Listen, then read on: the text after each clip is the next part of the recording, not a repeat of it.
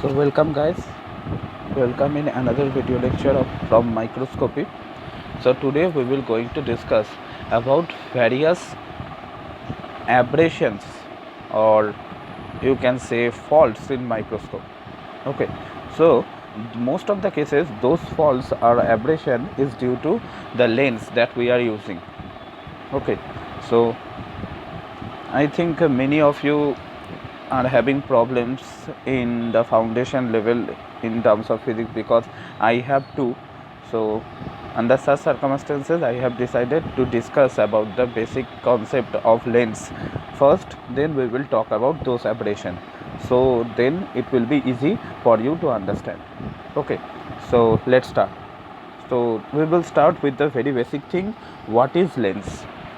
Okay, so a lens is a transparent refractive medium bounded by two surfaces, among which one of them should be spherical. Okay, that is the main point. It should be of two surfaces, one of which must be spherical surface. Okay, so type of lens, very easy thing, that is convex and concave lens. Okay, so when a parallel light passes through the convex lens will converge all of them in a single point, right? That is why convex lens is also known as converging lens. Okay, and another important thing to remember, that convex lens is thick in middle. As you can see, it is thick in middle. And concave lens will diverge the parallel rays. Okay, as you can see, and it is thick at edge. So now we will going to further divide convex lens into three parts. One is biconvex or equiconvex lens. That is the most important type of convex lens that is our consideration here. We will going to discuss about our problems associated with microscopy on the basis of this lens. Okay, another one is plano-convex lens, because remember the definition of the lens, that it consists of two surfaces, one of which must be spherical, right? So we have to consider plano-convex also as a lens, because here one of the surface is spherical, right? So it is an example of convex lens. And concavo-convex, so many of you often told that concavo-convex is equivalent to convexo-concave, but it is not that, because whenever parallel light passes through concavo-convex lens, the net behavior of the lens is to converge the light. Okay, that means concavo-convex lens also causes divergence of some of the light, but it is at lower amount as compared to the converging phenomena. Okay, that is why concavo-convex lens is a type of convex lens, because its net behavior is converging. Okay, and remember it, under when we are talking about such type of lens, concavo-convex, convex-convex, the first one is indicating the shape, concavo. Okay, this concavo, this is why we are talking it as concavo. Okay, and convex, the last or the second word simply implied the working principle of the lens. Okay, that is convex, because its net behavior is converging. And another important thing that will help you to understand that it is a convex lens, this is that this kind of lens is thick in middle. Okay, and we have just discussed that convex lens will be thick in middle. So that is the concavo-convex lens. Concavo-convex lens, in case of concavo-convex lens, the net behavior is converging. That is why we are talking it as a convex lens, and it is thick in middle. Okay, that is the proof that concavo-convex lens are convex lens. And we are also going to divide concave lens into three parts. One is biconcave or equiconcave lens. Another one is concave lens. Again, it's one surface, although is planar, but another one is spherical, right? That is why we have to consider it as a lens. And another one is convexo-concave. So I have told you that the first word will told us about the shape, right? So as you can see that it is a kind of concave convex lens shape, right? The spherical surface which is responsible for the construction of convex lens. And second word simply help us to understand about the function of the lens concave, because its net behavior is diverging, okay, and they are thick in edge, okay. So that is the concept of lens. So we have discussed that the lens are of two types, but for now you have to just remember about convex and concave. Let's forget about the classification of convex and convex, we don't need that.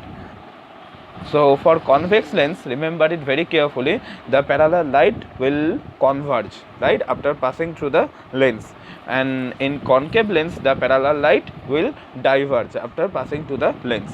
That is the important thing that you have to remember. Now let's talk about center of curvature and radius of curvature. Okay, so let's talk about on it in terms of biconcave and biconvex lens. Okay, so if we focus on biconvex lens, so the center of curvature will be, if we try to draw a sphere on the basis of each of the spherical surface, so we will end up with two sphere, right? Because in case of biconvex we have two spherical surfaces, right? So now if we try to find out the center of those pair C1 and C2, okay, so these C1 and C2 are the center of curvature, okay, and if we join them C1 and C2 together, then we will get principal axis. That means in case of lens, when you will join two center of curvature, you will get the line, this line is principal axis, okay.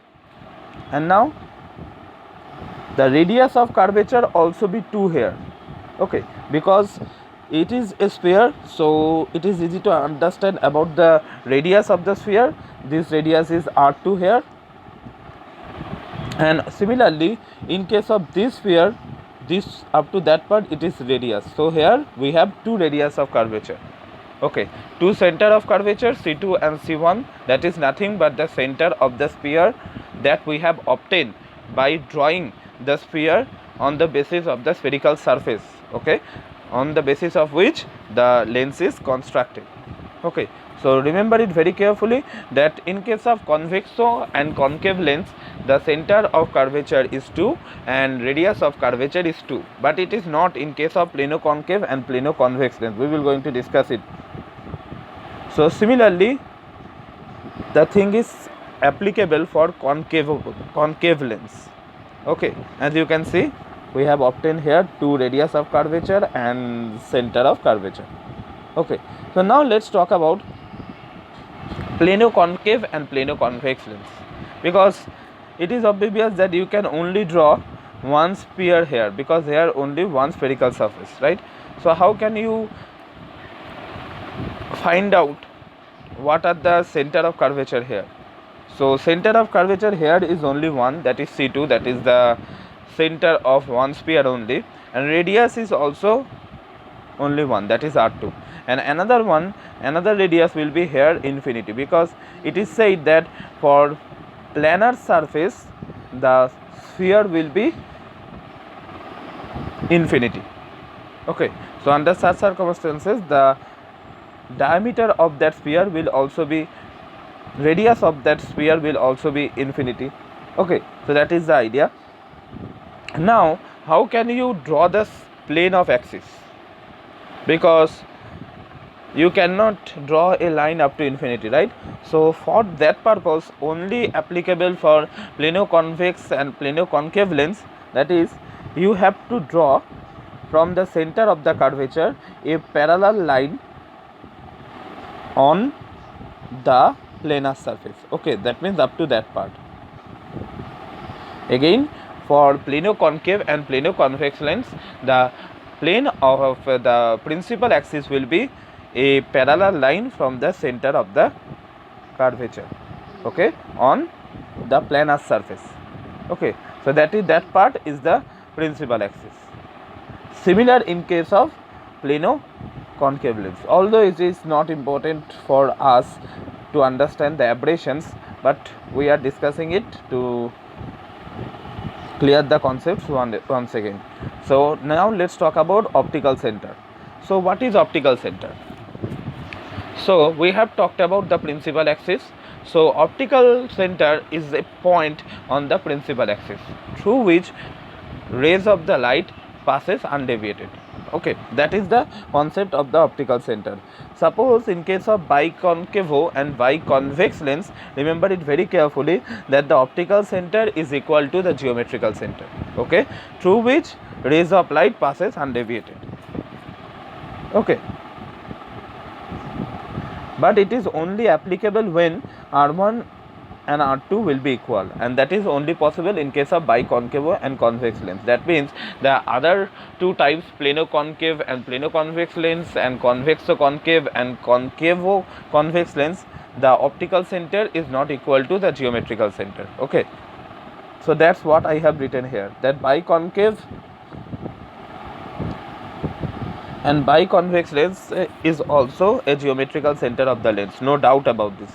But in other cases where R1 and R2 is not equal, optical center can lies inside on the surface or outside the lens depending upon the value of R1 and R2. That means the optical center can be on the surface of the lens, okay, just like this point or this point, anything, but in some cases it can also be outside the lens. Okay, but whenever the R1 and R2, that means the two radius of curvature equals, the optical center is exactly equal to the geometrical center. Okay, so now we will going to discuss about the most important thing that we have to discuss, that is the focus or focal point.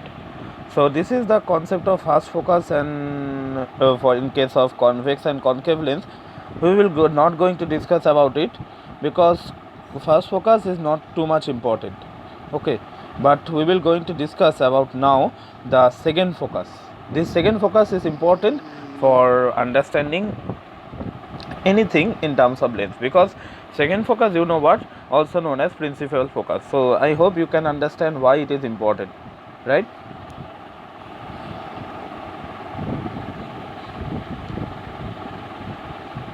So let's try to understand. In case of convex lens, light parallel to the principal axis after passing through convex lens converge in a particular point on the principal axis. Okay, this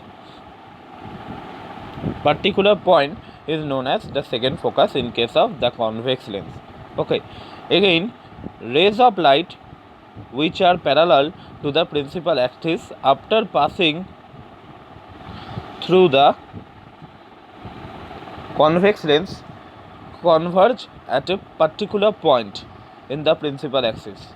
This particular point is known as second focus or principal focus. Okay, and another important thing, now I want to make it clear that any kind of measurement, okay, on in lens is done from the optical point.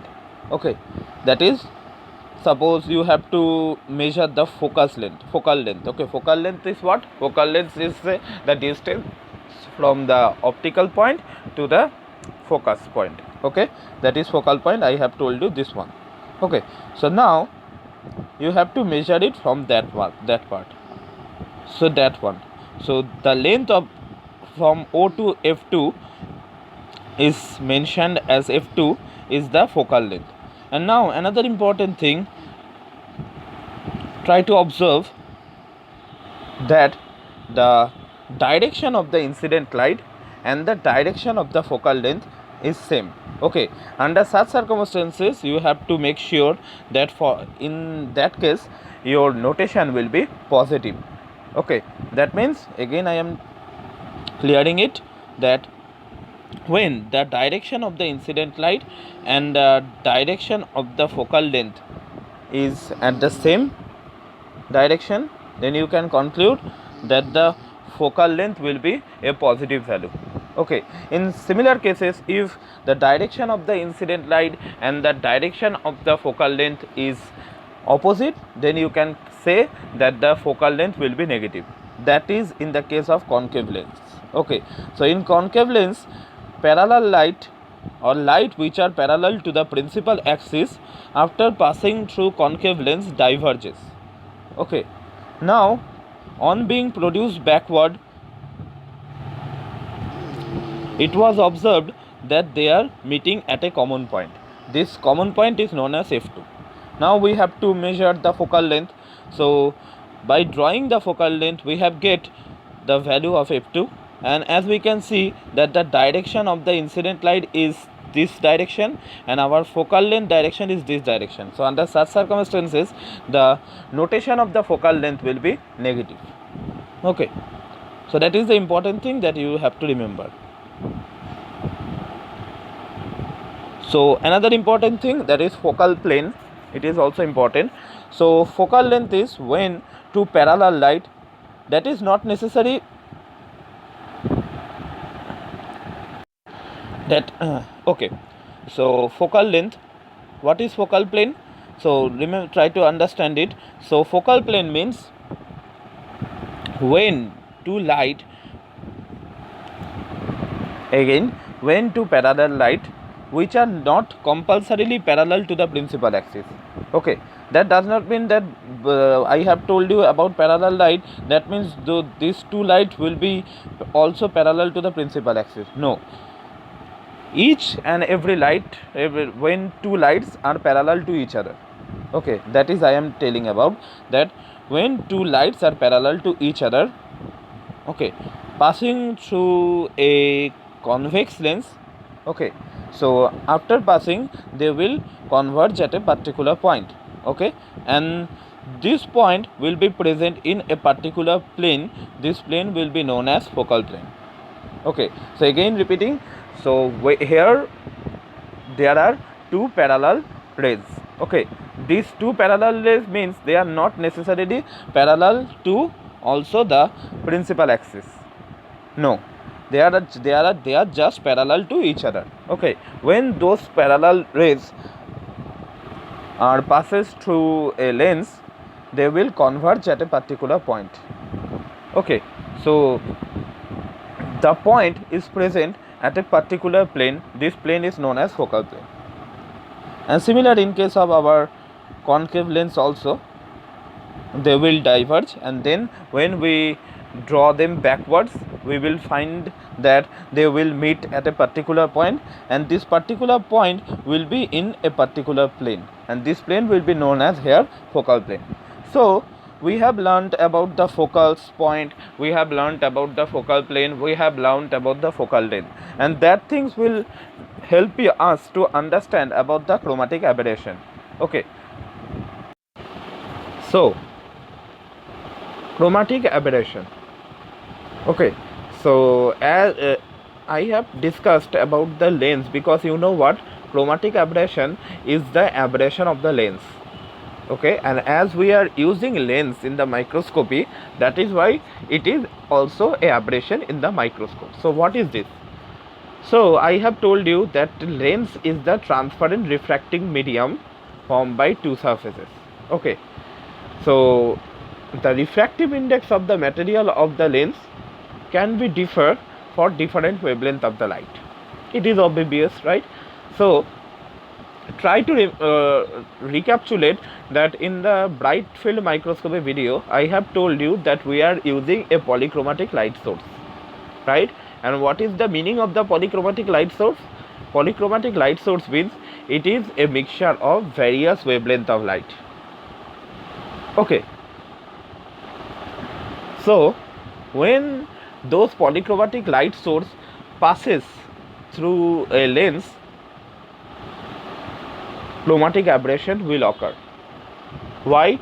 Because as I have told you, there are the refractive index of the material of the lens differs for different wavelength of the light.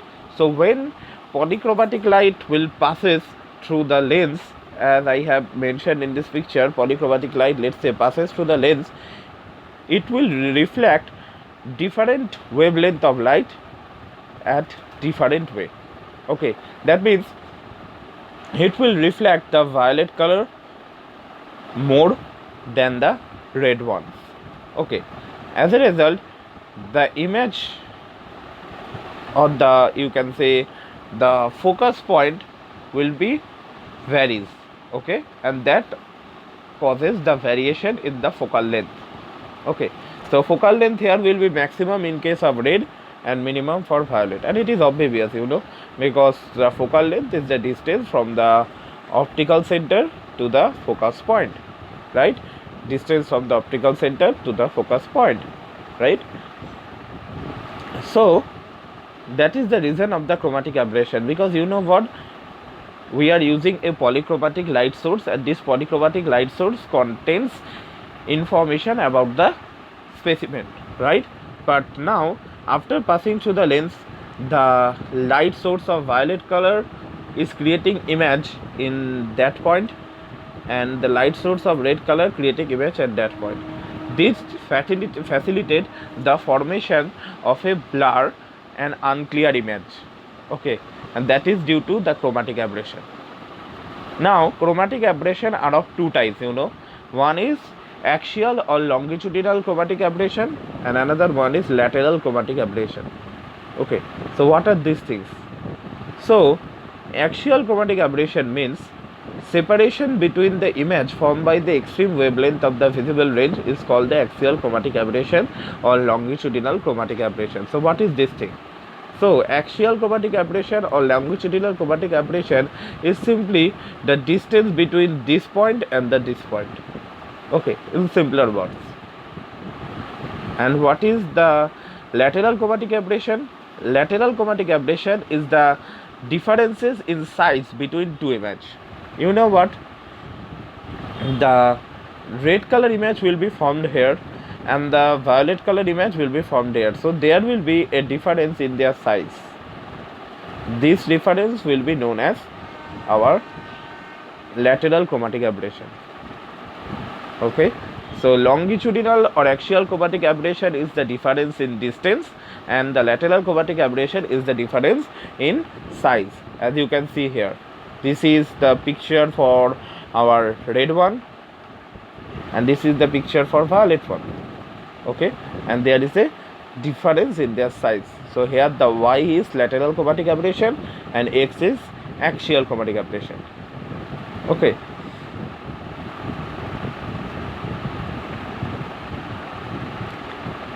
so now, as a result, what will happen? As a result, chromatic aberration will causes a colored fringe or a halo surrounding the image. Okay, and which is difficult to interpret, right? Along with the halo color will changing as the focal point of the objective is varied, right? As I have told you, because the focal point for violet color is here and the focal point for violet color is red, right?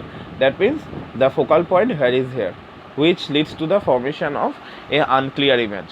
That is very difficult to understand.